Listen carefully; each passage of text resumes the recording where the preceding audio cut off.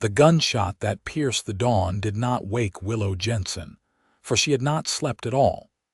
She stood at her bedroom window, watching as the first golden rays of sunlight crept across the horizon, illuminating the dusty streets of Deming, New Mexico territory.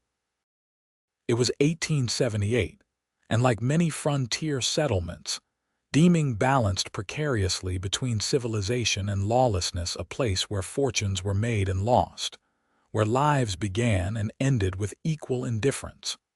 Willow pressed her palm against the cool glass, her breath creating a small cloud of fog. She was 22 years old, and though her lips hadn't formed words in nearly 5 years, her mind was never silent. Inside her head she screamed, she wept, she begged to be heard. But outside there was only stillness. Below her window, she watched as Sheriff Mills investigated the source of the gunshot. Another drunken cowboy, most likely. Deming had seen an influx of cattle drivers since the Southern Pacific Railroad had begun construction nearby, bringing with them money, whiskey, and trouble. Trouble that reminded Willow too much of what she'd fled from. She turned from the window and faced her small room above the general store where she worked for Mr. Abernathy. In exchange for room and board, she kept the books, organized inventory, and helped customers all without speaking a single word. She had developed her own methods of communication. A notebook always tucked in her apron pocket, gestures, expressions, and a remarkable ability to anticipate needs before they were voiced. A soft knock at her door pulled her from her thoughts. "Miss Willow, store opens in 30 minutes. "I've left some breakfast for you downstairs," called Mrs. Abernathy, her voice kind but weary.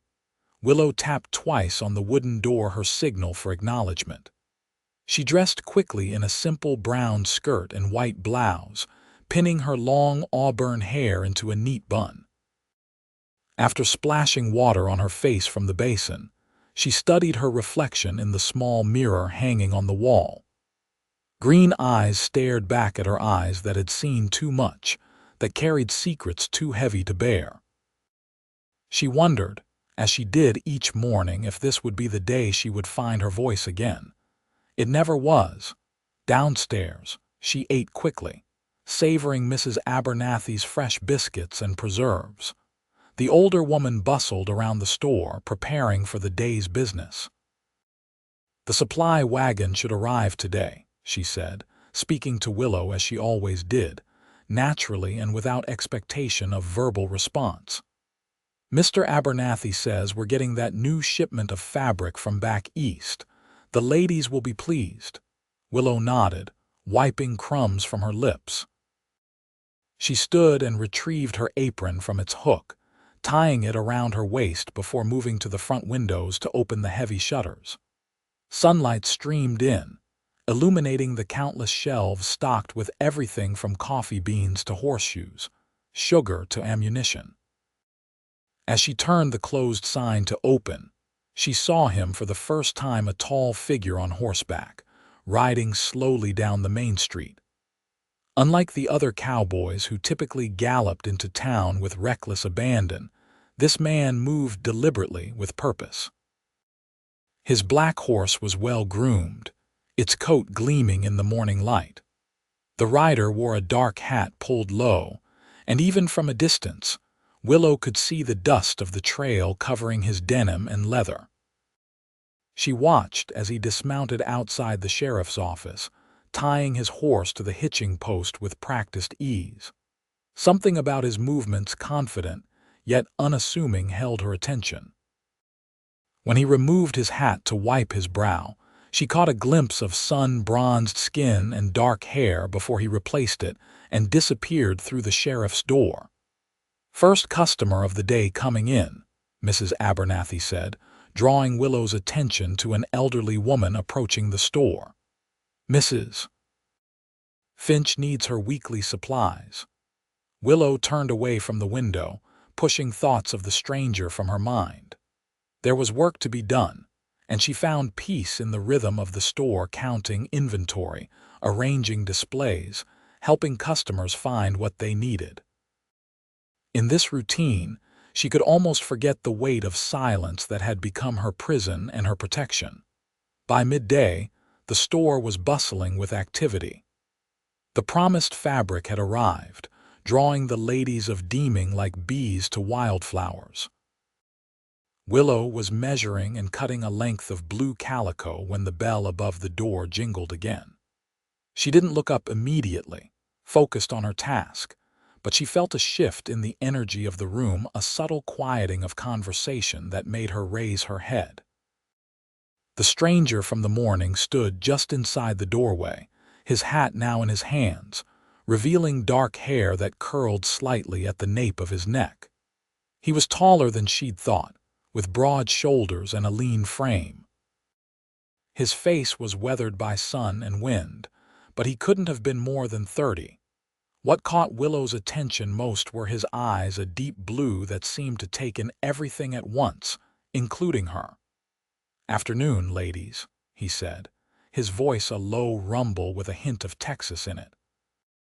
"Pardon the interruption. Can I help you, Mr.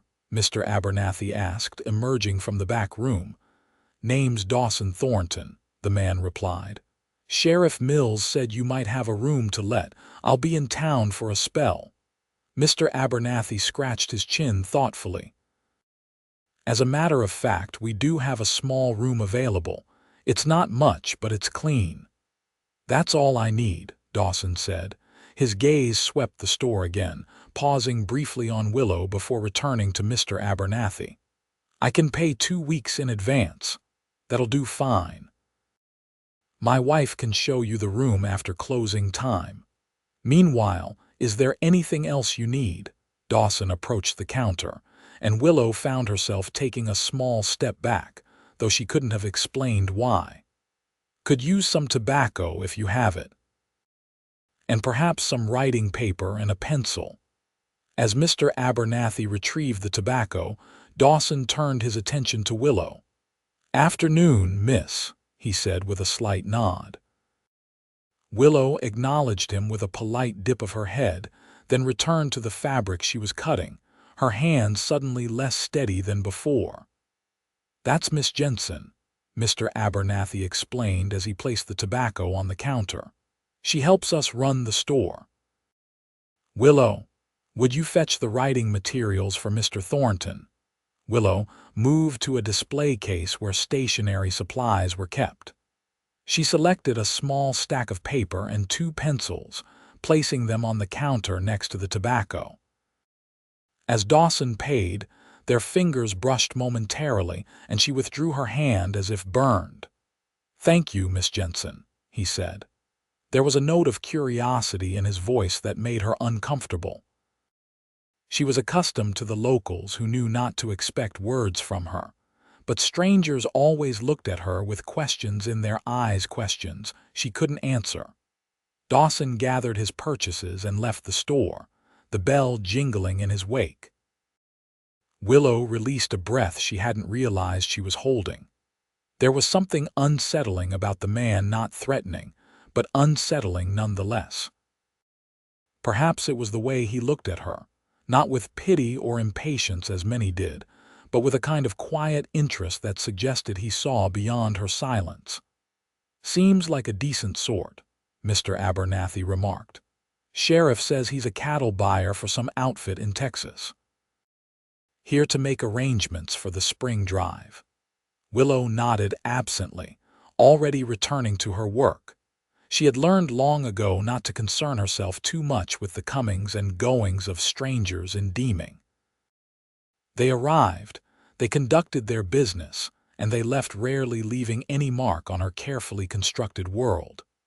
That evening, after closing the store, Willow helped Mrs. Abernathy prepare a simple supper of beans, cornbread, and smoked ham. They ate in the small kitchen behind the store, the 3 of them gathered around a worn oak table. It was their routine, and Willow found comfort in it. Mr. Abernathy discussing the day's business, Mrs.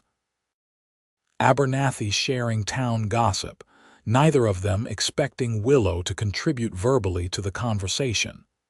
"Mr. Thornton seems pleased with the room," Mrs. Abernathy said as she passed the cornbread. "Said it suits him just fine. He's a man of few words, that one." "Takes one to know one," Mr. Abernathy said with a wink at Willow. It was a gentle tease, one of the few references to her silence that she didn't mind. The Abernathys had taken her in 3 years ago without demanding explanations, accepting her wordlessness as simply another facet of who she was.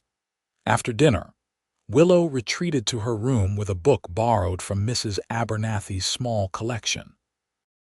Reading was her escape, the only time she felt truly free from the constraints of her silence.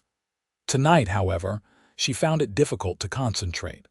Her mind kept returning to the stranger to Dawson Thornton and the way he had looked at her. Not through her, as most did, but at her. She closed the book and moved to the window. The main street was quiet now, most businesses closed for the night except for the saloon, which glowed with lamplight and echoed with faint piano music. She scanned the walkways, wondering if Dawson was there among the drinkers and card players, or if he had retired to his room at the other end of the building's upper floor. As if conjured by her thoughts, she spotted him sitting alone on a bench outside the barber shop, smoking a cigarette. In the amber glow of the street lamp, his profile was sharp against the darkness. He seemed lost in thought, staring out at nothing in particular. Then, as if sensing her gaze, he looked up directly at her window. Willow stepped back quickly, her heart racing. Had he seen her? She pressed herself against the wall beside the window, waiting a moment before cautiously peering out again. He was gone, the bench empty, only a thin wisp of smoke lingering in the night air. She closed her curtains and prepared for bed, trying to dismiss the strange encounter from her mind. But as she lay in the darkness, sleep eluded her. There was something about Dawson Thornton that disturbed the careful equilibrium of her life, a life built on predictability and routine, on the absence of surprises or deep connections that might require her to revisit the past.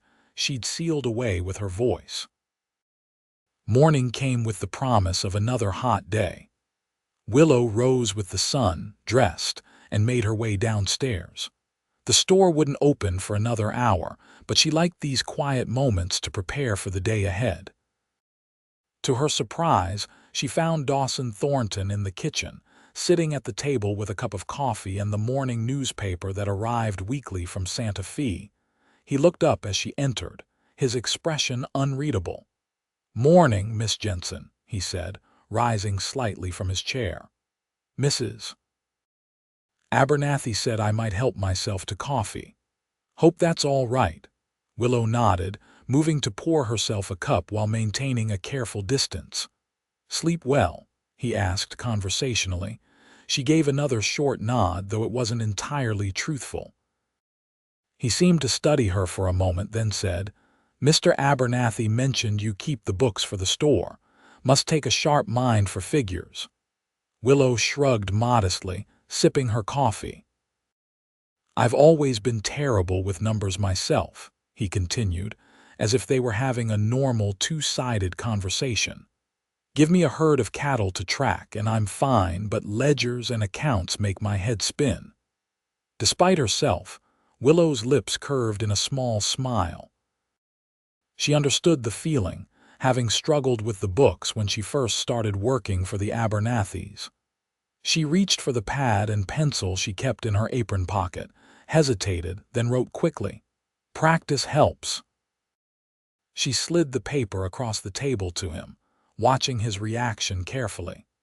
Some people became awkward or pitying when confronted with her method of communication. Others grew impatient or spoke to her as if she were a child. Dawson merely read her note, nodded, and replied, "I suppose that's true of most things worth doing." He didn't ask why she didn't speak. He didn't treat her note as unusual or remarkable. He simply accepted it as her way of joining the conversation. This small courtesy, so rarely extended, caught Willow off guard. "I'll be heading out to the Thompson Ranch today," he said, returning to his coffee. "Heard they have some prime stock they're looking to sell." Willow wrote again. "Take the North Trail. Recent rains washed out the east path." He read the note and looked up with genuine gratitude. "Appreciate the advice. New to the area, so local knowledge is valuable." The kitchen door swung open as Mrs. Abernathy bustled in, carrying a basket of fresh eggs. "Oh, good morning, you two. I see you've met properly." "Willow, dear, would you mind helping me with breakfast? Mr. Abernathy will be down shortly, and I promised Mr. Thornton a proper meal before he heads out to the Thompson place." Willow tucked her pad away and moved to assist Mrs. Abernathy, aware of Dawson's eyes following her. For the next half hour, she lost herself in the familiar tasks of cooking and setting the table, grateful for the activity that allowed her to avoid further interaction. Breakfast was a lively affair, with Mr. Abernathy and Dawson discussing cattle prices and railroad progress. Willow ate quietly, responding with nods or gestures when directly addressed, but otherwise keeping her attention on her plate. When the meal ended, she began clearing the dishes, relieved that the workday would soon begin and restore her normal routine. "Miss Jensen," Dawson said as he stood to leave, "thank you again for the advice about the trail and for the fine breakfast." She acknowledged him with a brief glance and a nod, then returned to her task. "Be back before sundown, I expect," he told the Abernathys. "Don't wait supper if I'm delayed." After he left, Mrs. Abernathy turned to Willow with a smile that contained too much speculation for comfort. "He seems like a fine gentleman, doesn't he?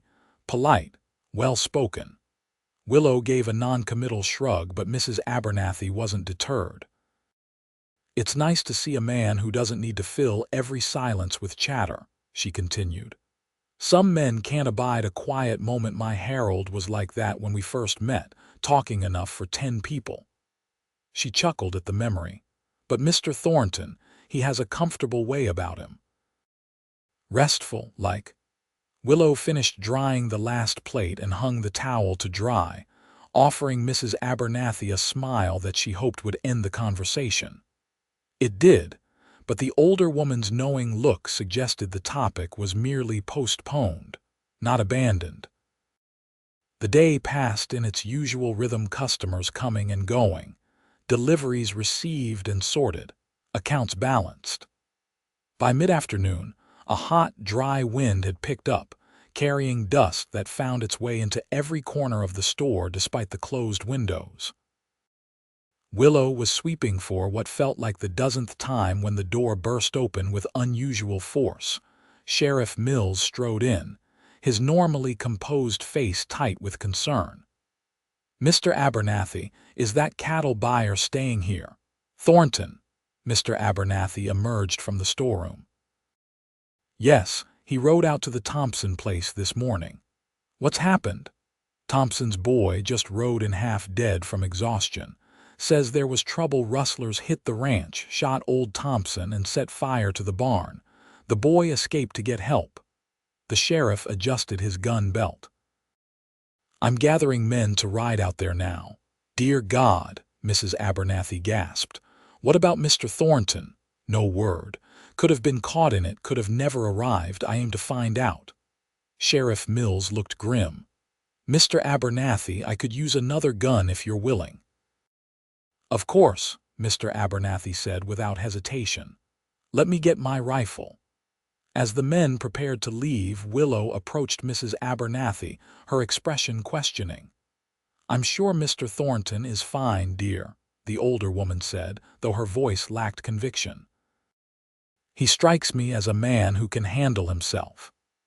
Willow wasn't sure why the fate of a virtual stranger should concern her so deeply, but she found herself moving to the window, watching as Sheriff Mills and a group of men, including Mr. Abernathy, rode out of town heading north. The sun was already low in the sky, painting the distant mountains in shades of purple and gold. In a few hours, it would be dark, making any rescue or pursuit that much more dangerous. The waiting was excruciating. Mrs. Abernathy closed the store early, and she and Willow sat in the kitchen, drinking tea neither of them wanted, jumping at every sound that might signal the return of the men. As darkness fell, Mrs. Abernathy lit lamps and paced, alternating between reassuring statements and dire predictions. It was well past midnight when they heard horses in the street. Mrs. Abernathy rushed to the door, Willow close behind. A group of riders had returned, moving slowly.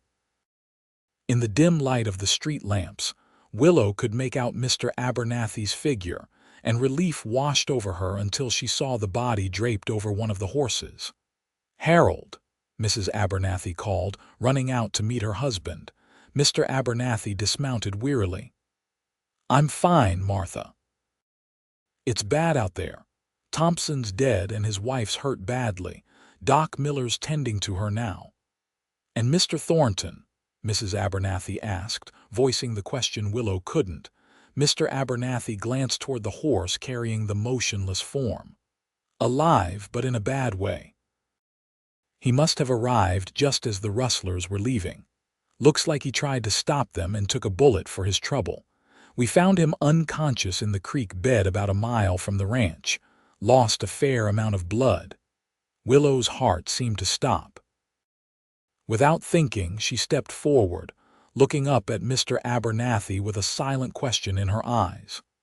"He needs care, and the doctor's busy with Mrs. Thompson," Mr. Abernathy said, understanding her concern.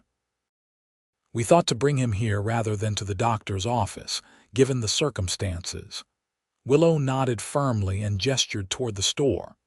"Yes, his room," Mrs. Abernathy agreed. "Harold, can you and the sheriff bring him up? I'll fetch water and bandages." Willow hurried ahead to prepare the room, lighting the lamp and turning down the bed. She heard the heavy footsteps of the men on the stairs, grunting with effort as they carried their burden. When they appeared in the doorway, she had to stifle a gasp. Dawson's face was ashen, a stark contrast to the blood that had soaked through his shirt and dried in dark patches. A crude bandage had been tied around his left shoulder, but it was evident it had done little to stop the bleeding initially. His eyes were closed, his breathing shallow. "Careful now," Sheriff Mills directed as they lowered Dawson onto the bed. "The bullet went clean through his shoulder, which is something, at least. But he's weak from blood loss, and I'm concerned about fever setting in." Mrs. Abernathy arrived with a basin of water, clean cloths, and her box of medicinal supplies. "Willow, dear, help me get his shirt off so we can clean the wound properly." The sheriff and Mr. Abernathy stepped back, allowing the women access to the injured man. With careful movements, they removed Dawson's bloodied shirt, revealing the angry wound that had pierced his left shoulder. Willow winced at the sight but didn't hesitate to help Mrs. Abernathy clean away the dried blood and apply a poultice of herbs the older woman had prepared. "He was lucky," Sheriff Mills said, watching their ministrations. "Couple inches lower and that bullet would have found his heart." "Did you catch the rustlers?" Mr. Abernathy asked. The sheriff shook his head grimly. "Too dark to track them properly. We'll head out again at first light." From the tracks we could see, there were at least 5 of them, maybe more. Well organized, too. This wasn't some random theft. "Poor Thompson," Mrs. Abernathy murmured as she wrapped fresh bandages around Dawson's shoulder. "Been ranching that land for 30 years. While the others talked, Willow focused entirely on Dawson. His face, despite the pallor, was peaceful in unconsciousness. A face that had shown her kindness and respect in their brief interactions. A face that, for reasons she couldn't articulate even to herself, she desperately wanted to see animated with life again. "He needs rest now," Mrs. Abernathy said finally, straightening up. "And someone should sit with him through the night in case the fever comes." "I'll stay," Willow wrote on her pad, showing it to Mrs. Abernathy. The older woman looked concerned. "Are you sure, dear? It could be a long night." Willow nodded with determination. She couldn't explain why it mattered so much to her, but she knew she wouldn't rest anyway, knowing Dawson was suffering alone down the hall. "All right then," Mrs. Abernathy conceded, "but you come get me if there's any change or if you need to rest." The others filed out, leaving Willow alone with the unconscious man. She settled into a chair beside the bed, watching the rise and fall of his chest, reassuring herself with each breath that he still lived. Outside, she could hear the wind picking up again, rattling the window in its frame. Inside, the only sound was Dawson's labored breathing and the occasional creak of the building settling for the night. Hours passed. Willow bathed Dawson's forehead with cool water when he seemed too warm, adjusted his blankets when he shivered, and watched vigilantly for any sign of worsening condition. Sometime in the deepest part of the night, he began to murmur in his sleep disjointed words and phrases that made little sense. "Don't, the cattle are, watch the ridge." His head moved restlessly on the pillow, and Willow leaned closer, placing a gentle hand on his uninjured shoulder to calm him. "Can't let them, no choice. Margaret." The name caused Willow to draw back slightly. Margaret, a wife, a sweetheart. She hadn't considered that Dawson might have family waiting for him somewhere. The possibility shouldn't have bothered her, yet she felt a strange hollowness at the thought. Dawson's eyes suddenly flew open, wild and unfocused. "They're coming back," he gasped, trying to sit up. Willow pressed him gently but firmly back to the bed, shaking her head emphatically. His gaze found hers, confusion giving way to gradual recognition. "Miss Jensen," he whispered, his voice rough. "Where?" She reached for her pad and pencil. "You're safe, at the store. You were shot." He read the note, then closed his eyes briefly as if processing this information. "Thompson," he said suddenly. "Is he?" Willow hesitated, then wrote, "He didn't survive. I'm sorry." Dawson's face tightened with pain that seemed to go beyond his physical wound. "I was too late." Saw them riding away, tried to follow. "Stupid," he grimaced, shifting on the bed. "How long have I been out?" "Several hours," she wrote. "It's the middle of the night. And you've been sitting here all this time." When she nodded, he added, "Thank you, you didn't have to do that." Willow shrugged, embarrassed by his gratitude. She offered him water, which he accepted gratefully, drinking deeply before settling back against the pillow. "Did they catch the rustlers?" he asked. She shook her head and wrote, "Too dark. Sheriff will try again in the morning." Dawson's expression hardened. "I saw them. At least I saw enough to identify them again. 3 men riding hard from the direction of the ranch. One had a distinctive white horse with a black muzzle." Willow wrote quickly, "You should tell the sheriff in the morning." "I intend to," he said grimly. Then, perhaps seeing something in her face, his expression softened. "I'm sorry for the trouble I've caused you and the Abernathys." She shook her head dismissively and wrote, "No trouble. Rest now."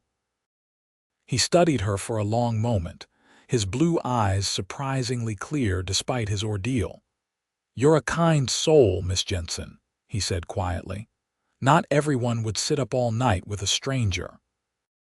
The sincere gratitude in his voice made her uncomfortable, unaccustomed as she was to receiving direct appreciation. She busied herself adjusting his blanket, avoiding his gaze. "I don't mean to make you uneasy," he continued, his voice growing weaker as exhaustion reclaimed him. "It's just been a while since anyone showed me such consideration." Willow looked up then, seeing in his face a loneliness that resonated with her own. She wrote one more note before he drifted back to sleep. "You're not a stranger anymore." When morning came, Willow was still in the chair, though she had dozed intermittently. Dawson slept more peacefully now, his color somewhat improved.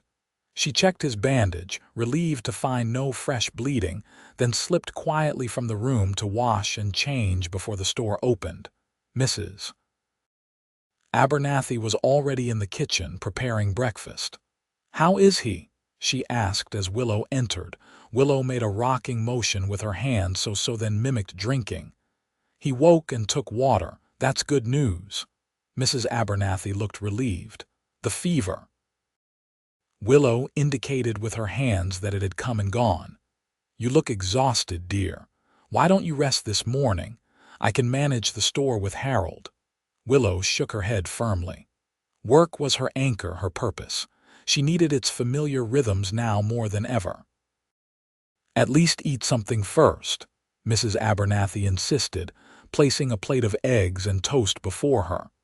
As Willow ate, Sheriff Mills arrived to check on Dawson and to inform them that a search party was preparing to ride out after the rustlers. "How's our patient?" he asked. "Sleeping now, Mrs. Abernathy replied. "But Willow says he woke during the night and took some water." "Good, good. I'd like to talk to him when he's able. If he saw anything that might help us identify these outlaws, it could make all the difference." Mr. Abernathy joined them, his rifle already strapped to his saddle outside. "I'm riding with the sheriff's posse. Should be back by nightfall, God willing."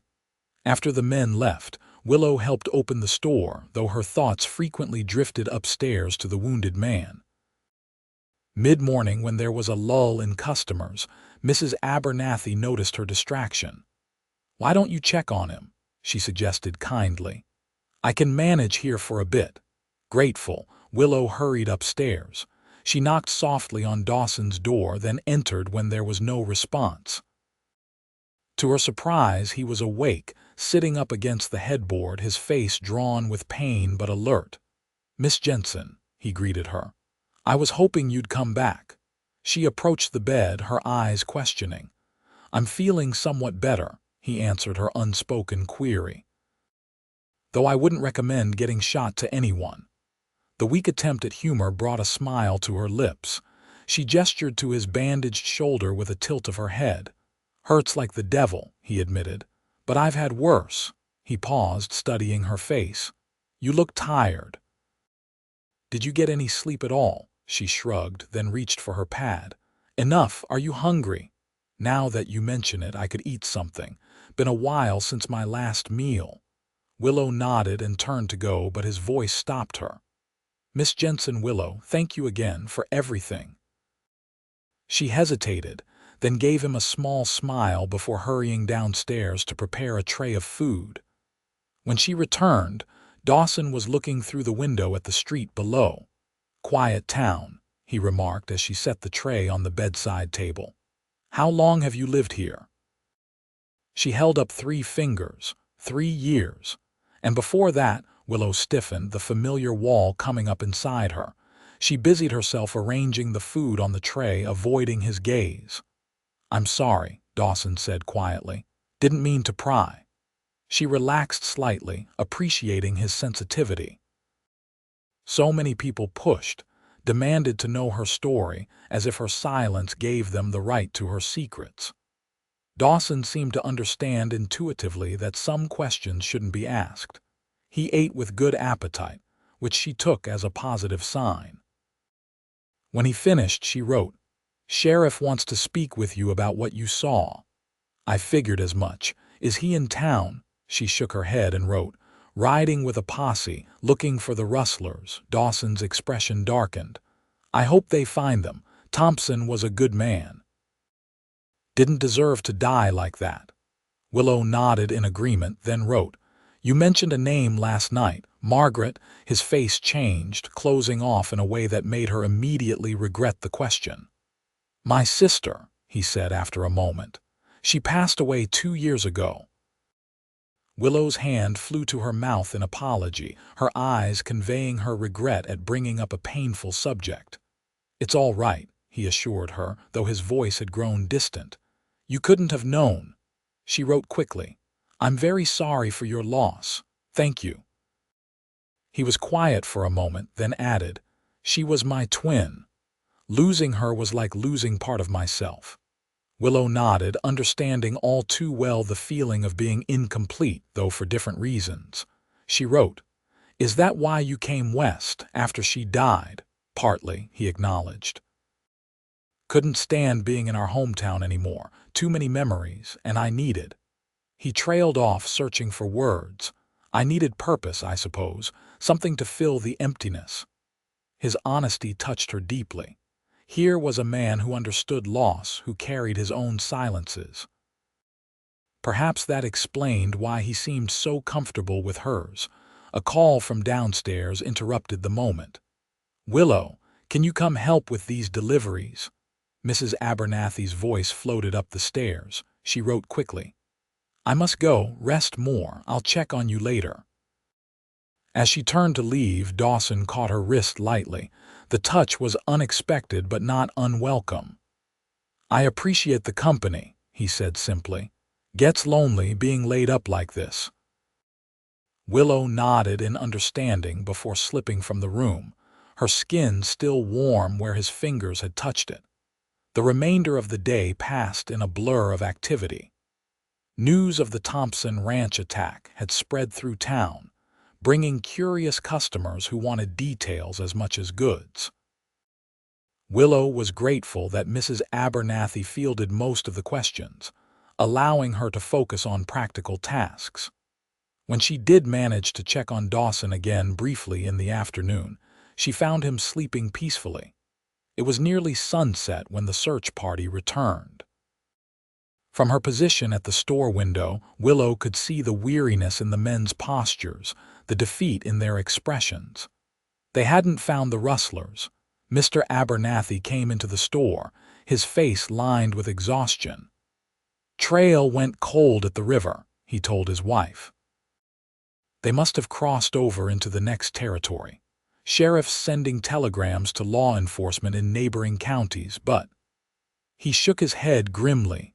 Upstairs, Willow found Dawson sitting up, looking more alert than he had that morning. She wrote him a note explaining the posse's lack of success. Damn, he muttered, frustration evident in his voice. I need to talk to Sheriff Mills. I'm certain I could identify at least one of them. He'll come by tomorrow, she wrote. How are you feeling? Like I could use about a month of sleep, but otherwise improving. He attempted to move his injured arm and winced, though I won't be roping cattle anytime soon. Willow couldn't help but smile at his dry humor.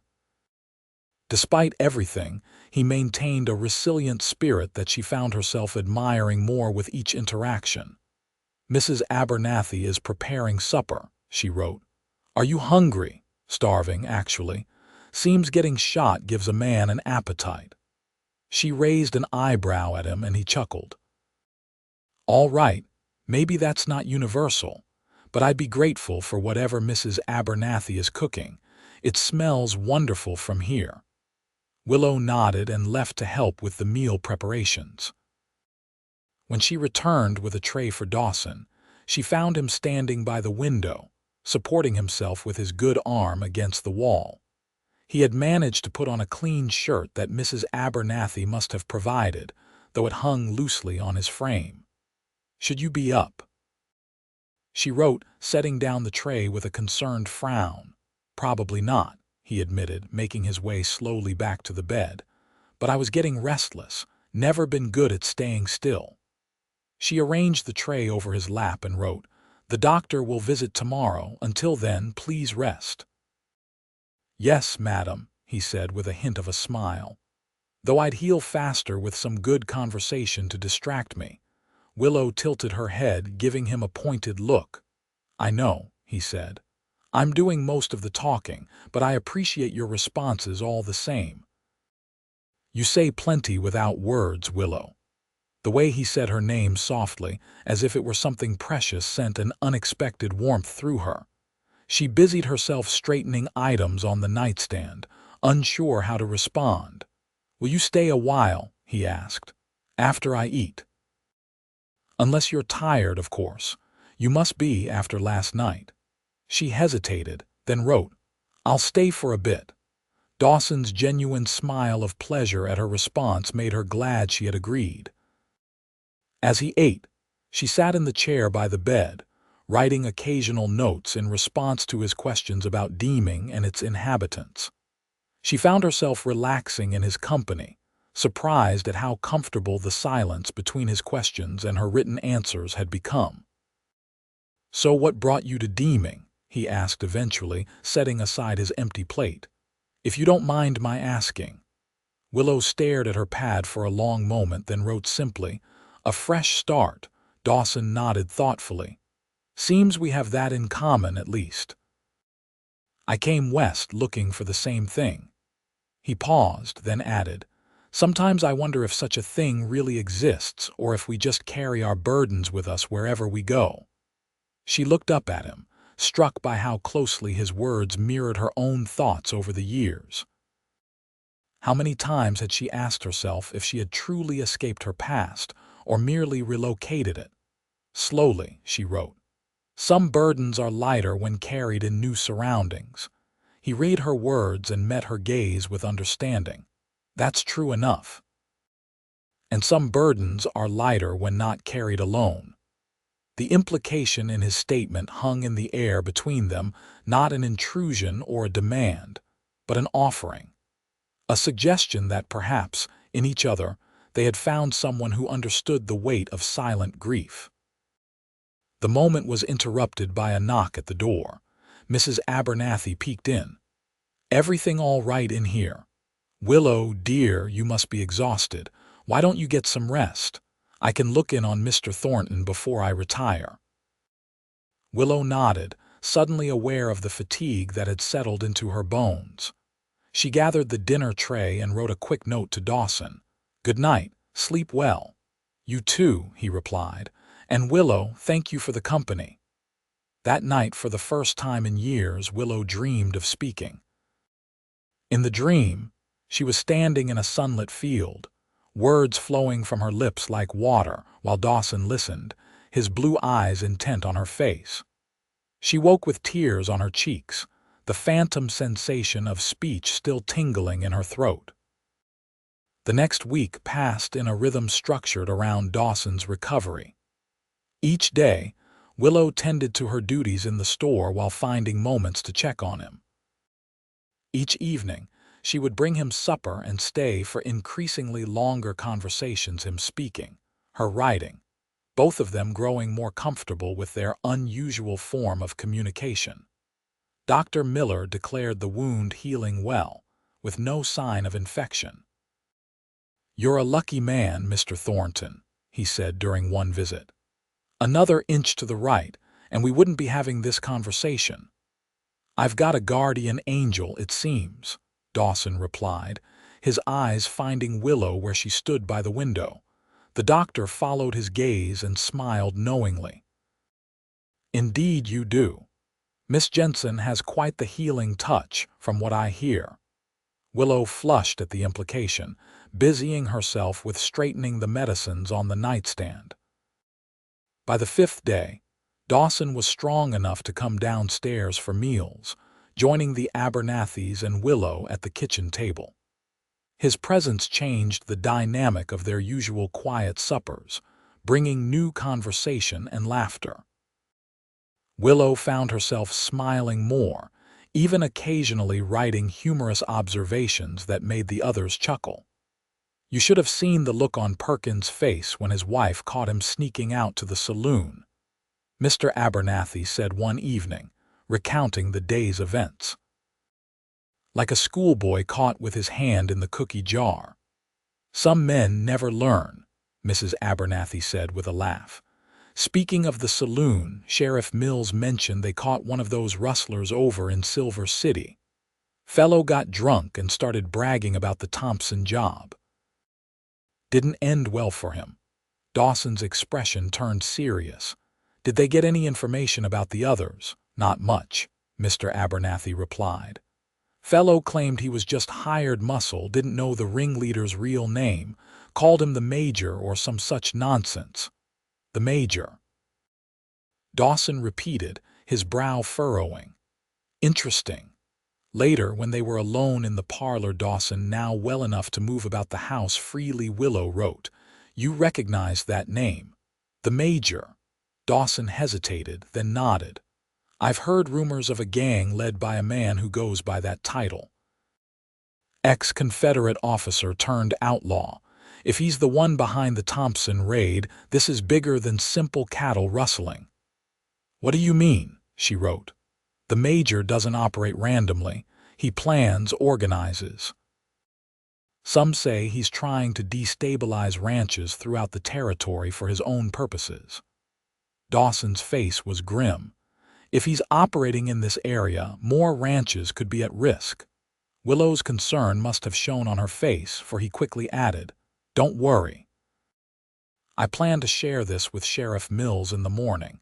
He needs to know what he might be dealing with." She nodded, then wrote, "Will this delay your business here?"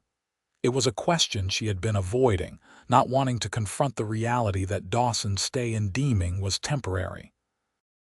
As he recovered, the inevitability of his departure loomed larger in her mind. "My business can wait," he said, watching her closely. "Some things are more important." The way he looked at her made her wonder if he meant more than just the rustlers. Over the past days, something had shifted between them, a connection forming that went beyond caregiver and patient, beyond even friendship. Willow found herself thinking of him constantly, looking forward to their evening conversations with an anticipation that both thrilled and frightened her. "Tell me something," Dawson said softly, changing the subject. "If you could go anywhere, where would it be?" The unexpected question made her smile. She thought for a moment, then wrote, "The ocean. I've never seen it." "Never, not even as a child," she shook her head. "It's magnificent," he told her, his eyes distant with memory. "I saw the Gulf of Mexico once when I was younger. The water stretches as far as you can see, meeting the sky at the horizon. And the sound, there's nothing like it. Constant motion, constant change, yet somehow eternal." Willow closed her eyes, trying to imagine it based on his description. When she opened them, Dawson was watching her with an expression that made her heart beat faster. "I'd like to take you there someday," he said quietly. The statement hung in the air between them, heavy with implication. Willow stared at him, unable to form a response even in writing. Was he suggesting a future together? The possibility both exhilarated and terrified her. Dawson seemed to sense her uncertainty. "I'm sorry," he said quickly. "That was presumptuous of me. I didn't mean to make you uncomfortable." She shook her head emphatically and wrote, "Not uncomfortable, just surprised." "I've surprised myself, truth be told," he admitted with a small laugh. "I didn't come to Deming looking for, well, for whatever this is between us, but I can't deny it's there." Willow hesitated, then wrote carefully, "I haven't been close to anyone in a long time." "Neither have I," he said. "Not since Margaret died." He reached out slowly, giving her time to pull away, and took her hand in his. "Maybe that's why this feels important, special." His touch was warm, his calloused fingers gentle against her skin. Willow looked down at their joined hands, struck by how right it felt. Yet a voice in the back of her mind whispered warnings. He didn't know her secrets, didn't know why she couldn't speak, didn't know what she had done. As if reading her thoughts, Dawson said, "I don't need to know everything about you, Willow. We all have parts of ourselves we keep hidden, but I'd like the chance to know the parts you're willing to share." She withdrew her hand reluctantly and wrote, "What if those parts aren't enough?" "They will be," he said with quiet conviction. "I'm sure of it." Before she could respond, they heard Mr. Abernathy calling from the kitchen. "Dawson, there's a telegram for you from Santa Fe." Dawson's expression changed, a shadow crossing his features. "Excuse me," he said to Willow, rising from his chair. "I should see what this is about." She watched him go, a sense of foreboding settling over her. Whatever connection they had been building felt suddenly fragile, threatened by the outside world intruding on their sheltered existence within the walls of the store.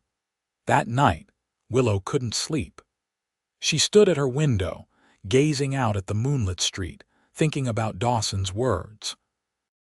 The idea that someone could accept her without demanding explanations, without requiring her to relive the trauma that had stolen her voice, was almost too much to hope for. And yet, Dawson seemed sincere. In his eyes, she had seen no pity, no morbid curiosity, only genuine interest and growing affection. Could she allow herself to trust in that? To believe that someone might care for her as she was, silent and broken? The prospect was as terrifying as it was tantalizing. A movement in the street below caught her attention. Dawson was outside, pacing slowly in the moonlight. Even from a distance, she could see the tension in his shoulders, the preoccupied set of his jaw. Whatever had been in that telegram had troubled him deeply. Without conscious decision, Willow found herself putting on a shawl and making her way quietly downstairs and out onto the porch.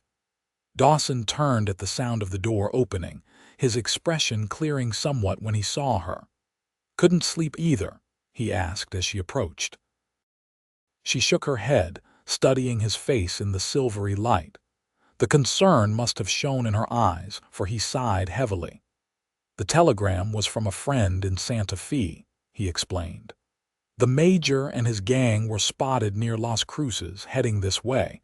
It seems they're not finished in this area." Willow's eyes widened with alarm. She wished desperately that she had brought her writing pad, but it was still upstairs. "I know," Dawson said, reading her expression. "It's troubling news. I've already sent word to Sheriff Mills, but—" He ran a hand through his hair in frustration. "This changes things." She tilted her head questioningly. "I came to New Mexico to buy cattle, not to get involved in some vendetta against outlaws, but I can't just ride away knowing they might strike again, knowing more people might die." He looked at her intently. "Does that make any sense?" Willow nodded. It made perfect sense to her. Dawson was a man of conscience, of duty. Of course he wouldn't turn his back on people in danger. "There's something else," he continued hesitantly. "Something I haven't told you about why I'm really here." She frowned, not understanding. "The cattle buying is real enough," he assured her, "but it's not my primary purpose. I've been tracking the Major and his gang for months. He paused, his voice tightening. "They were responsible for Margaret's death." Willow's hand flew to her mouth in shock. This was not what she had expected. "It was a raid similar to the one at Thompson's ranch," Dawson explained, his eyes distant with painful memory. "Our family had a small spread in eastern Texas. The Major's gang hit us for cattle, but they didn't stop there. They burned our house with Margaret inside, by the time I got to her." He shook his head, unable to continue. Instinctively, Willow reached out, placing her hand on his arm in silent comfort. "I've been following their trail ever since," he went on after a moment. "Not for revenge, though God knows I've wanted it, but for justice, to stop them from destroying more lives." He looked down at her hand on his arm, then covered it with his own. "I should have told you sooner. I was enjoying being just Dawson to you, not someone defined by tragedy and pursuit." His eyes met hers, filled with regret. "I'm sorry." Willow shook her head, her gaze conveying that no apology was necessary. She understood all too well the desire to be seen as more than one's past, more than one's pain. "The thing is," Dawson continued, "now that I know they're heading this way, I can't stay hidden anymore. I need to help prepare the town, warn the ranchers." He squeezed her hand gently. "But that means putting aside whatever has been growing between us, at least for now. And that's the last thing I want to do." The moonlight silvered the edges of his face, highlighting the conflict in his expression, the man who had begun to care for her versus the man bound by duty, and the ghost of his sister. Willow found herself aching for him, for the burden he carried. Without thinking, she stepped closer and placed her free hand against his cheek. The gesture was bold, more intimate than any they had shared before, but she needed him to understand that she didn't blame him, that she supported his decision even if it meant postponing whatever might have developed between them. Dawson's eyes widened slightly at her touch, then softened. "Willow," he murmured, her name a whisper in the night air. For a breathless moment they stood frozen, connected by touch and gaze. Then, with aching slowness, Dawson leaned down, giving her every opportunity to pull away. She didn't. His lips met hers in a kiss so gentle it might have been imagined a brief, sweet contact that nonetheless sent tremors through her entire body. When he pulled back, his eyes searched hers. "I shouldn't have done that," he said softly. "Not when everything is so uncertain." Willow shook her head firmly. If she could have spoken, she would have told him that uncertainty was all she had known for years, that this moment of connection was more precious for its fragility. Instead, she leaned up on her toes and kissed him again, a more definite press of lips that conveyed what words could not. This time when they parted, Dawson's expression had cleared, as if some internal conflict had been resolved. "Whatever happens with the Major," he said, "this us is something I want to return to, if you'll allow it." She nodded, her heart too full for even written words. They stayed on the porch a while longer, standing close together, looking up at the star-filled sky. No further words were spoken or written, none needed in the quiet understanding that had formed between them. Eventually, the chill of the night air sent them back inside, where they parted at the stairs with one last lingering glance.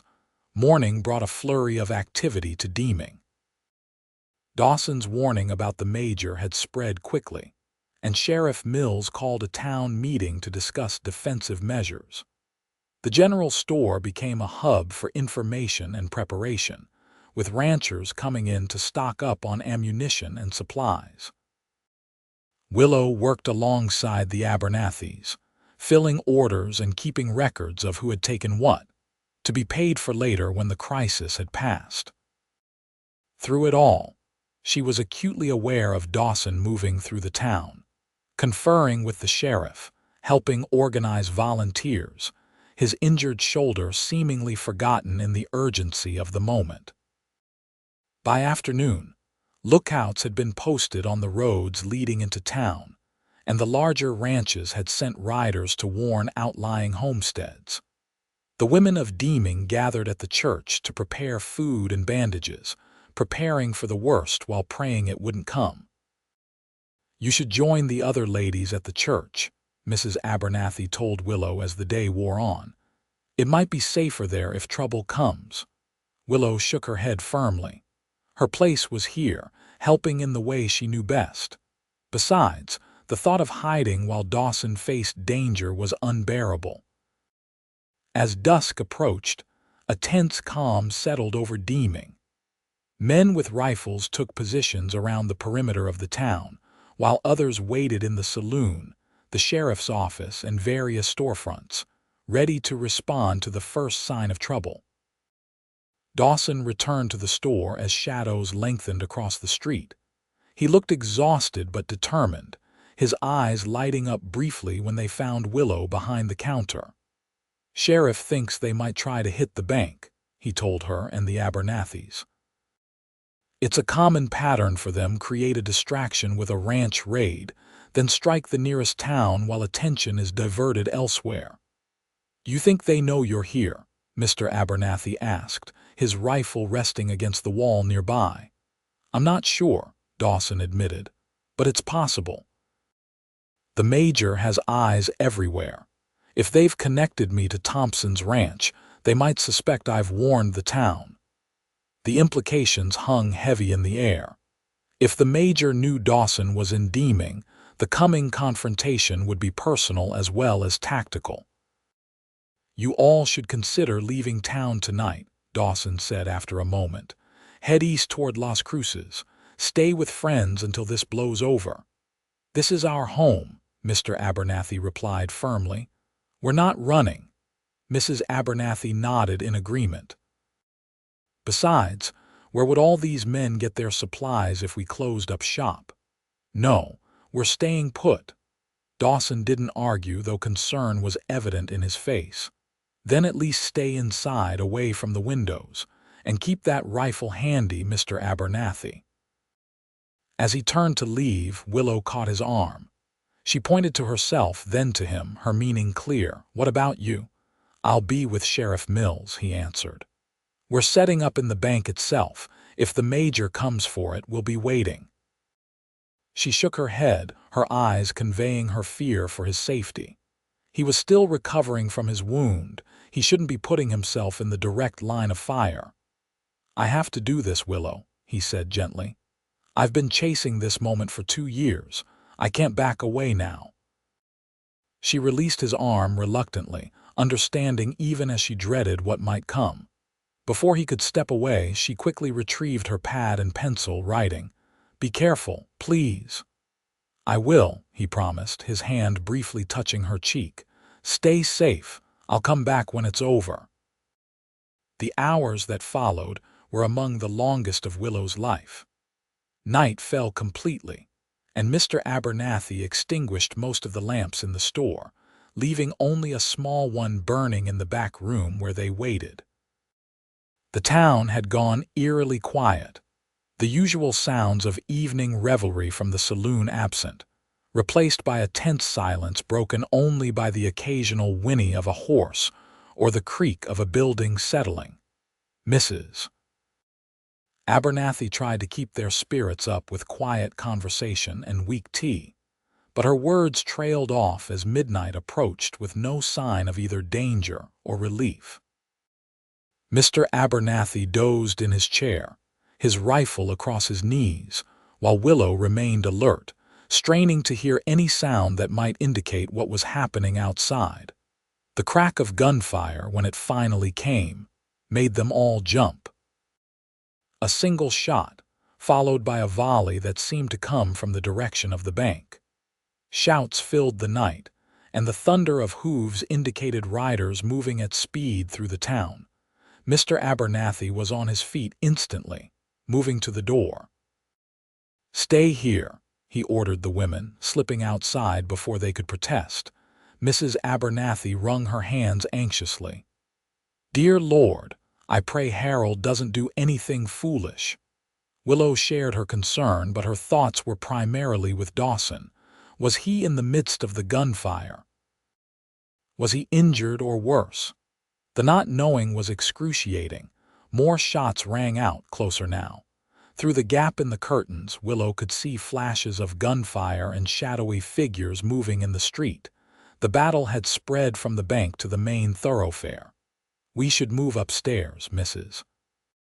Abernathy suggested, her voice trembling. "Away from the street level." Willow nodded in agreement, helping the older woman gather a few essentials before they made their way up the back stairs to the living quarters. They had just reached the landing when the front door of the store crashed open below. "Check for valuables," a rough voice commanded, "and be quick about it." Mrs. Abernathy stifled a gasp, clutching Willow's arm. They stood frozen on the stairs, scarcely daring to breathe as they listened to the intruders ransacking the store below. "There's a safe behind the counter," another voice said. "Probably where they keep the real money." The sound of breaking glass and splintering would indicated the men were not being careful in their search. Willow's mind raced. They needed to get to one of the bedrooms where they could bar the door, perhaps escape through a window if necessary. She tugged gently on Mrs. Abernathy's arm, urging her up the remaining stairs. They had almost reached the top when a floorboard creaked beneath Mrs. Abernathy's foot. The noise below ceased instantly. "Someone's upstairs," the first voice said. "Go check it out." Heavy footsteps approached the stairs. Willow pushed Mrs. Abernathy ahead of her, urging her to run for the bedroom while she remained at the top of the stairs, determined to delay the intruder long enough for the older woman to secure herself. The man who appeared at the bottom of the stairs was tall and unkempt, with a wild beard and cold eyes. He grinned when he saw Willow. Well, looks like we found ourselves something better than money." He started up the stairs, his intent clear in his leering expression. Willow backed away, her heart pounding. She had no weapon, no voice to call for help. But she would not let this man pass without a fight. As he reached the top of the stairs, she threw the nearest object at hand, a heavy ceramic vase, directly at his head. He dodged, but the momentary distraction allowed her to turn and run toward Dawson's room, the closest door in the hallway. She slammed the door behind her, frantically searching for something to bar it with. The chair by the bed would have to do. She wedged it under the doorknob just as the man reached the door, throwing his weight against it. "Open up, girl," he growled. "Don't make this harder than it needs to be." The door shuddered under his assault but held. Willow looked desperately around the room. The window was her only escape route, but it was a long drop to the ground below. She might break an ankle or worse if she jumped, but staying meant certain capture when the door inevitably gave way. The decision was made for her when a second set of footsteps joined the first in the hallway. "What's taking so long?" a new voice demanded. "Got a wildcat barricaded in here," the first man replied. "Door's stuck. Move aside." The impact that followed was much stronger, splintering the wood around the hinges. One more hit like that, and they would be through. Willow ran to the window, throwing it open. The night air rushed in, carrying with it the sounds of continued fighting from elsewhere in town. Just as she was calculating the safest way to lower herself out, a new sound reached her ears, a shout from directly below the window. "Willow!" She looked down to see Dawson in the alley, his face upturned, expression frantic. "Jump," he called. "I'll catch you." Behind her, the door gave way with a crash. Without hesitation, Willow climbed onto the windowsill and pushed off, trusting Dawson completely in that moment of freefall. His arms caught her with a grunt of pain, his injured shoulder protesting the sudden burden, but he managed to absorb the impact, staggering back a few steps before regaining his balance. "Are you hurt?" he asked urgently, setting her on her feet but keeping a supportive arm around her waist. She shook her head, then pointed upward with alarm as a face appeared at the window she had just leapt from.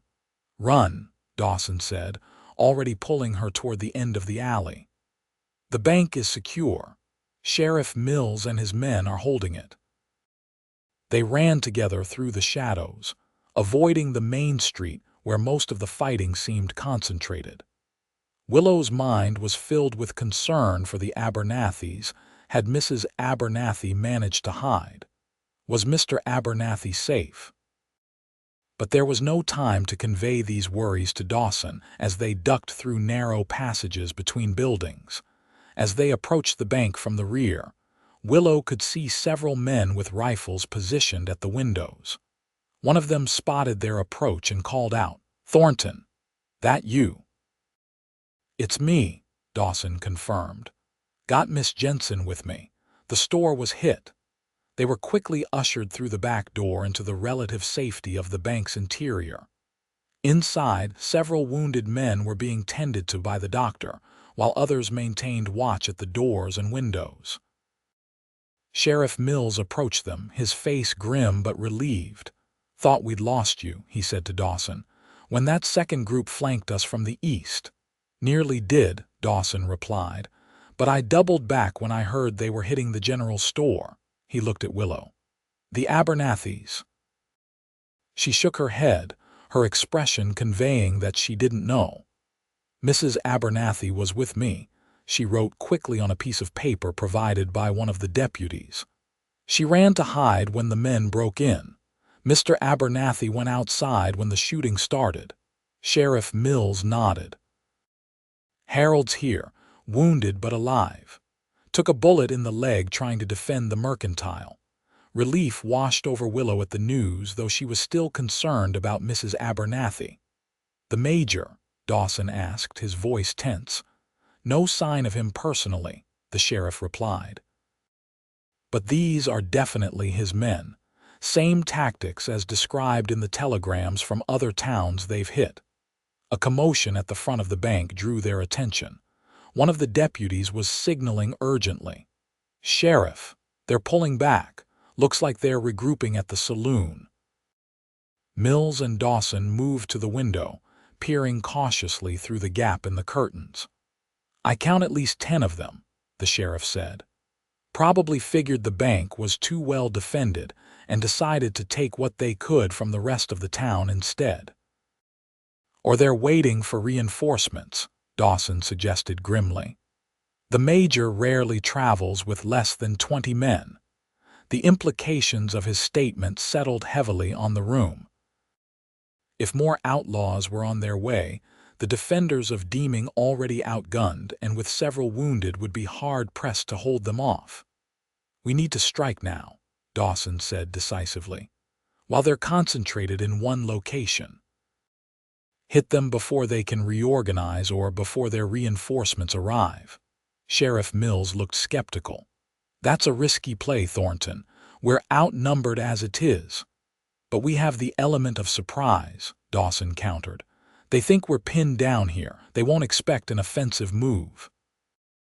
The two men debated strategies while Willow moved to check on Mr. Abernathy. She found him propped against a wall, his leg bandaged but his spirit undampened. "Don't you worry about me, girl," he told her when he saw her concerned expression. "It's just a flesh wound. Doc says I'll be up and about in no time." His face grew serious. "Martha, is she safe?" Willow explained as best she could with gestures and her writing pad about Mrs. Abernathy hiding upstairs when the intruders broke in. Mr. Abernathy's face darkened with worry. "We need to find her," he said, attempting to stand despite his injury. Willow gently pushed him back down, indicating that she would convey his concerns to the others.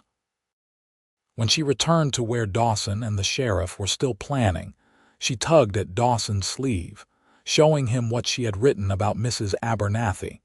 His expression immediately shifted from strategic to concerned. "We can't leave her there," he said to the sheriff.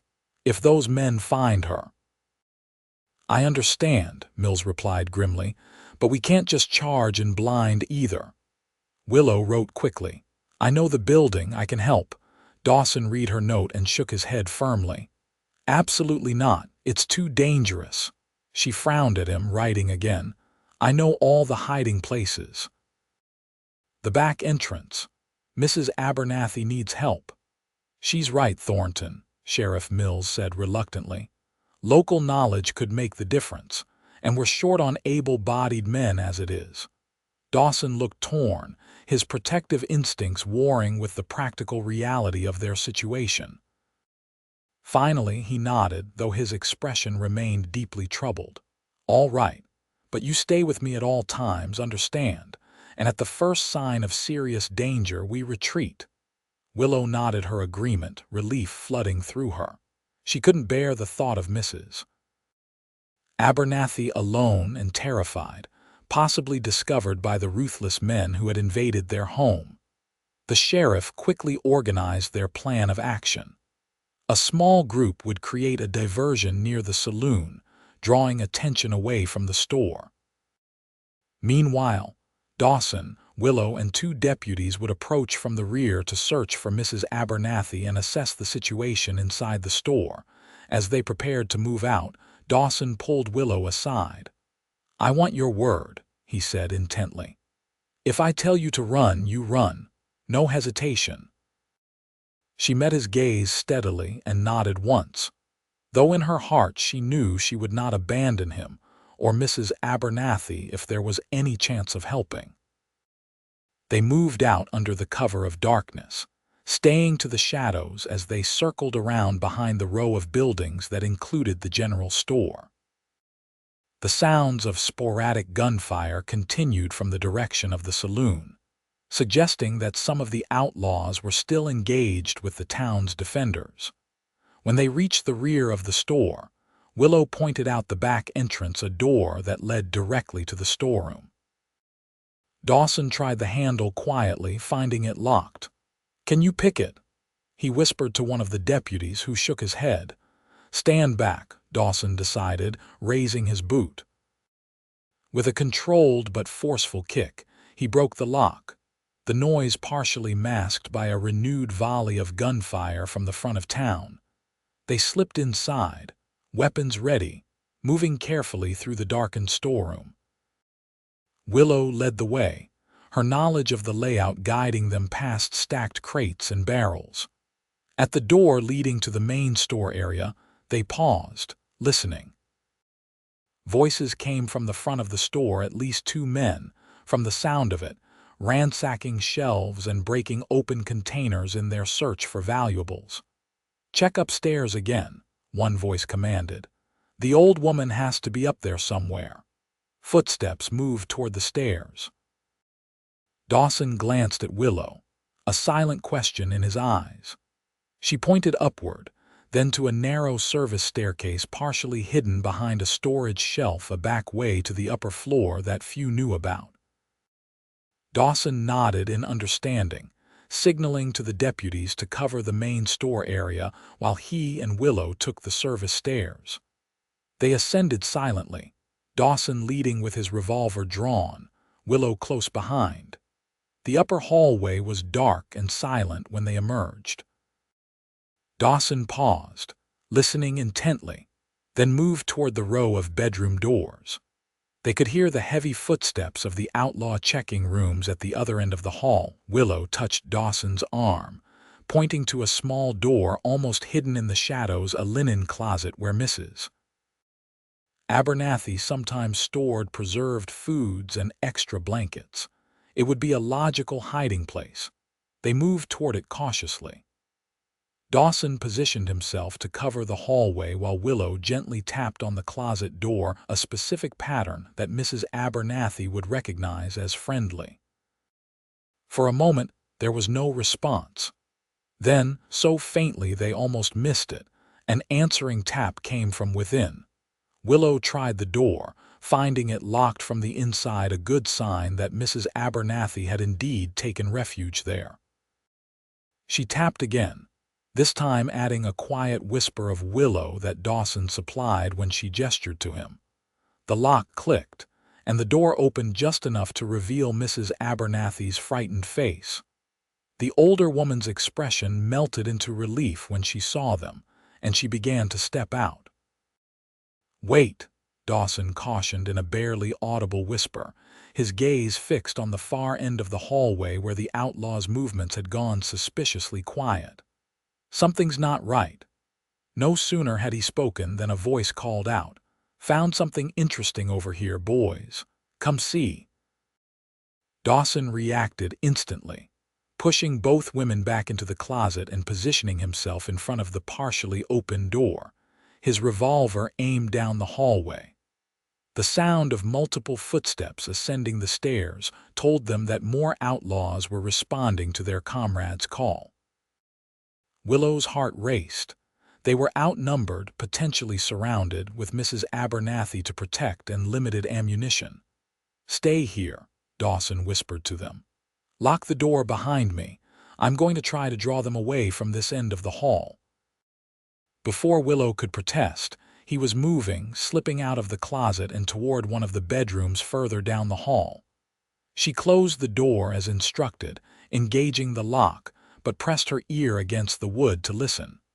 "What's happening?" Mrs. Abernathy whispered. Willow held a finger to her lips, straining to hear. The sounds that followed were chaotic shouted commands, running footsteps, and then the deafening report of gunfire echoing in the confined space of the hallway. Mrs. Abernathy flinched at each shot, her hands covering her ears. Willow stood frozen, torn between obeying Dawson's instruction to stay hidden and the desperate need to know if he was all right. A tremendous crash from somewhere nearby was followed by more shouting and the sound of breaking glass. Then, horribly, a cry of pain that she recognized immediately as Dawson's. Without conscious thought, Willow unlocked the closet door, gesturing frantically for Mrs. Abernathy to remain hidden. Ignoring the older woman's attempts to hold her back, she slipped out into the hallway. The scene that met her eyes was one of chaos. One of the bedroom doors had been broken completely off its hinges. Two men lay motionless on the floor, outlaws from their rough appearance. But it was the third figure that drew her attention. Dawson, half slumped against the wall near the top of the stairs, his left arm hanging uselessly at his side, blood seeping through his shirt at the sight of his recently healed wound. He was facing off against a third outlaw, a tall man with a scarred face who held a knife in one hand and a pistol in the other. "You've been a real thorn in my side, Thornton," the man was saying. "The Major's been wondering when you'd catch up to us. Where is he?" Dawson demanded, his voice strained but steady. "Your boss, too cowardly to face me himself," the scarred man laughed. "The Major doesn't dirty his hands with personal vendettas. That's what he has men like me for." He raised his pistol. "Any last words before I send you to join your sister?" Something snapped inside Willow at those words, at the casual cruelty, at the threat to the man who had come to mean so much to her in such a short time.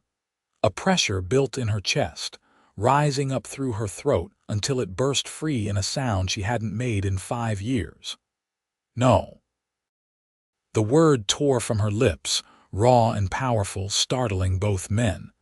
The outlaw turned toward her, momentarily distracted. It was all the opening Dawson needed. With his remaining strength, he lunged forward, tackling the scarred man. They crashed down the stairs together, a tangle of limbs and curses, the pistol firing once into the ceiling before clattering away. Willow rushed to the top of the stairs, watching in horror as the two men landed heavily at the bottom. For a terrible moment, neither moved. Then Dawson stirred, pushing himself up painfully. The outlaw remained still, his neck bent at an unnatural angle. From below came shouts and the sounds of renewed gunfire, the deputies engaging with the remaining outlaws in the main store. Willow hurried down the stairs to Dawson, who had slumped against the wall, his face pale with pain and exertion. "Willow," he gasped when he saw her. "You spoke. I heard you." She nodded, tears filling her eyes as she knelt beside him, examining his wounds. His original shoulder injury had reopened, and he had a new gash across his ribs, though neither appeared immediately life-threatening. "Mrs. Abernathy?" he asked, wincing as he tried to sit up straighter. "Safe," Willow whispered, the word feeling strange and wonderful on her tongue after so long. His eyes widened at her voice, a smile breaking through his pain. "You're speaking." "Trying," she managed, her voice hoarse from disuse. The moment was interrupted by the arrival of the deputies who had secured the main store area. "All clear," one of them reported. The rest ran off when they heard the commotion upstairs. "Sheriff's men are pursuing them." "The Major?" Dawson asked urgently. "No sign of him," the deputy replied, "but we captured 2 of his lieutenants alive. They might know where to find him." Dawson nodded, grimacing as he attempted to stand. Willow supported him, her arm around his waist, steadying him as he found his balance. "We need to get you to the doctor," she said, each word an effort but a triumph. He looked down at her with an expression of wonder and affection that made her heart swell. "Your voice is beautiful," he said softly, "even more so than I imagined." By dawn, the battle for Deming was over. The Major's men had been driven off, leaving behind 6 dead and 4 captured. The town had suffered as well, 2 defenders killed, several injured, and significant damage to multiple buildings. But compared to the devastation that might have occurred had Dawson not warned them, it was considered a victory. Dawson's wounds had been treated by Dr. Miller, who declared him too stubborn to die and prescribed strict rest. He now sat in a chair in the Abernathy's parlor, pale but alert, as Sheriff Mills provided an update on the pursuit of the escaped outlaws. "We tracked them about 5 miles north before losing the trail," the sheriff reported.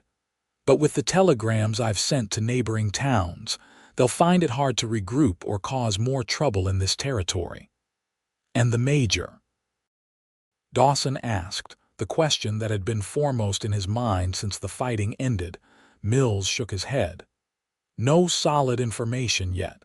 The men we captured are tight-lipped, but we'll keep pressing them." Willow, who had been listening quietly, her hand resting near Dawson's on the armrest of his chair, spoke up in her still raspy voice. "What will you do now?" The question was directed at Dawson, and everyone in the room understood its deeper meaning. With the immediate threat past, and his quest for the Major at another dead end, would he stay in Deming or move on to continue his search? Dawson looked at her thoughtfully, then at the Abernathys, who had welcomed him into their home and business. "I've been chasing shadows for 2 years," he said finally. "Always one step behind, never finding the closure I thought I needed." He reached out to take Willow's hand. "But these past weeks in Deming have reminded me that there's more to life than vengeance or even justice. There's connection, purpose, a future worth building." Mrs. Abernathy beamed at his words while Mr. Abernathy nodded approvingly, leaning on his cane, his injured leg already on the mend. "Are you saying you're giving up the hunt?" Sheriff Mills asked, surprised. "Not entirely," Dawson clarified. "I still want the Major brought to justice, but I don't need to be the one to do it, not at the cost of everything else that matters." He squeezed Willow's hand gently. "I originally came here to buy cattle. I think I'll focus on that business for a while, see if I can put down some roots." The implication behind his words warmed Willow to her core. She had been practicing her speech throughout the morning, finding her voice returning stronger with each hour, though she still struggled with longer sentences. "I would like that," she said simply. Later, when the others had left and they were alone in the parlor, Dawson turned to her with a question that had clearly been on his mind. "Willow, your voice. What happened? If you don't mind me asking." She was quiet for a moment, gathering both courage and words. This was a story she had never told, not even to the Abernathys, who had respectfully never pressed her for details. "I was married," she began slowly. "Very young. 18. He was cruel." The memories were still painful, but somehow sharing them with Dawson felt right, necessary even. "He controlled everything. When I spoke, he said I was stupid, worthless. Eventually, I stopped speaking altogether. It was easier than facing his mockery." Dawson's expression had darkened, but he remained silent, allowing her to continue at her own pace. "One night, he was particularly violent. I thought he might kill me. I defended myself with a kitchen knife." She swallowed hard. "He lived, but I ran. Changed my name slightly. Traveled west. I haven't spoken since that night until yesterday." "Until you were trying to save me," Dawson said softly. She nodded, meeting his gaze. "Something broke free. The fear, maybe, or the shame." "You have nothing to be ashamed of," he said firmly, taking both her hands in his. "Nothing at all. You survived. You rebuilt your life. That takes incredible strength." Tears welled in her eyes at his words so different from those that had once driven her into silence. "I never thought I would speak again," she admitted. "Never thought I would trust again. And now," he asked, his voice gentle but intent, "now I want to try," she said. "With you." The smile that lit his face was like sunrise after the longest night. "I want that too, Willow, more than anything." He leaned forward, touching his forehead to hers. We both came to Deming carrying ghosts. Maybe it's time we laid them to rest and started looking forward instead of back." She nodded, words momentarily beyond her again, but for entirely different reasons than before. The emotion filling her chest was too vast, too new to be contained in language just yet. Dawson seemed to understand. He simply held her hands, allowing the silence between them to speak volumes, a silence that was no longer a prison but a comfortable space they could share, knowing that words would come when they were ready. In the months that followed, Deming slowly recovered from the Major's attack. Buildings were repaired, businesses reopened, and a new vigilance settled over the town. Sheriff Mills received word that the Major's gang had been broken up, scattered across several territories, their leader's whereabouts still unknown but his power significantly diminished. Dawson established his cattle buying business with remarkable success, leveraging his Texas connections to secure contracts with the railroad. He became a respected figure in the community, known for his fair dealings and quiet generosity. Willow continued to work at the general store, though now she greeted customers with soft-spoken words as well as smiles. Her voice grew stronger each day, like a muscle long unused but gradually regaining its strength. The townspeople, to their credit, accepted the change without much comment, treating her newfound speech as unremarkable a kindness she deeply appreciated.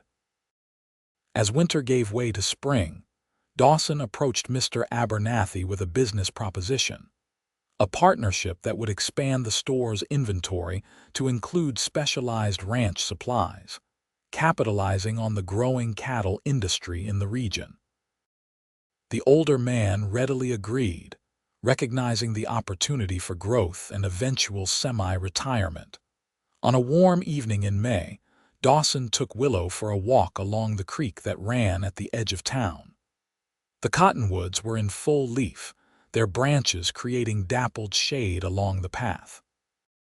They had been courting officially for several months, their relationship deepening with each passing day. "I've been thinking," Dawson said as they paused to watch the sunset paint the distant mountains in gold and pink. "A dangerous pastime," Willow teased, enjoying the ease with which she could now engage in such banter. He laughed, pulling her closer to his side. "Perhaps, but these particular thoughts concern you, so I hope you'll hear me out." She looked up at him, noting the unusual solemnity in his expression. "I'm listening." "I've bought land," he said, "just outside town, good grazing with a view of the mountains. There's a small house already built, though it needs work." Willow's heart began to beat faster. "It sounds lovely." "It could be," he agreed, "with the right touch, with a family to fill it." He turned to face her fully, taking both her hands in his. "Willow, I know we haven't known each other long in the grand scheme of things, but I feel like I've known your heart for a lifetime." "Dawson," she whispered, understanding where his words were leading. He dropped to one knee before her, still holding her hands. "I love you, Willow Jensen. Your strength, your kindness, your resilience. The way you truly listen to people. The way you've helped me heal from my own past." He reached into his pocket and produced a small ring with a single modest diamond. "Will you marry me? Build a future with me here in Deming?" Tears blurred her vision as she looked down at him. This moment, one she had never expected to experience again, had never believed she would want to felt utterly right, utterly perfect. "Yes," she said, her voice clear and certain. "Yes, I will marry you, Dawson Thornton." His smile rivaled the setting sun as he slipped the ring onto her finger, then rose to embrace her. Their kiss was tender, full of promise and shared dreams. "I have something to tell you too," Willow said when they finally parted. "I received a letter last week from a lawyer back east. My former husband died in a bar fight 2 months ago." She met Dawson's gaze steadily. "I'm truly free now, free to start over completely." Dawson brushed a strand of hair from her face. "How do you feel about that news?" She considered the question honestly. "Relieved," she admitted. "Not joyful at another's death, but relieved that chapter is fully closed." He nodded in understanding. "We all deserve second chances, Willow, a life beyond the worst things that have happened to us." "You gave me that," she said softly. "You listened when I couldn't speak. You heard what I couldn't say. And you gave me a reason to stop running," he replied. "To build something lasting instead of chasing ghosts." They walked back to town hand in hand, planning their future together as the first stars appeared in the deepening blue of the evening sky. They were married in June, a simple ceremony in the town church attended by the Abernathys, Sheriff Mills, and many of the townspeople who had come to respect and care for them both. Willow wore a gown of ivory silk ordered specially from Santa Fe, while Dawson cut a handsome figure in a new black suit. When asked to speak her vows, Willow's voice rang out clear and strong, filling the small church with words of commitment and love. Dawson's answering vows were equally heartfelt, his eyes never leaving hers as he promised to cherish and protect her for all their days. Their new home quickly became a warm and welcoming place, with Willow adding touches that made the simple structure truly theirs. Curtains at the windows, a garden of herbs and flowers, comfortable furnishings that invited relaxation and conversation. Dawson expanded the property's small barn, gradually building a modest but quality herd of cattle that supplemented their income from the store partnership. Life settled into a pleasant rhythm, with days spent working, Willow still helping at the store several days a week, Dawson dividing his time between his cattle business and the expanded ranch supply section, and evenings spent together on their porch, watching the sunset and sharing the events of their day. It was on that porch, nearly a year after their wedding, that Willow shared the news that would change their lives once again. "Dawson," she said as they sat watching a spectacular New Mexico sunset, "I visited Dr. Miller today." He turned to her with immediate concern. "Are you ill?" She smiled, taking his hand and placing it gently on her still flat stomach. "Not ill, expecting." His expression transformed from worry to wonder in an instant. "A baby, we're going to have a baby," she nodded, her own joy mirrored in his face. "In about 6 months, according to the doctor." Dawson laughed, a sound of pure delight, and pulled her into a careful embrace. "A family of our own," he whispered against her hair. "Oh, Willow, are you happy?" she asked, though his reaction had already answered her question. "Happier than I ever thought possible," he assured her, leaning back to gaze into her eyes. "Are you?" "Yes," she said simply, the word carrying all the contentment and hope she felt. "This is the life I never dared to dream of, a good man who loves me, a home filled with peace instead of fear.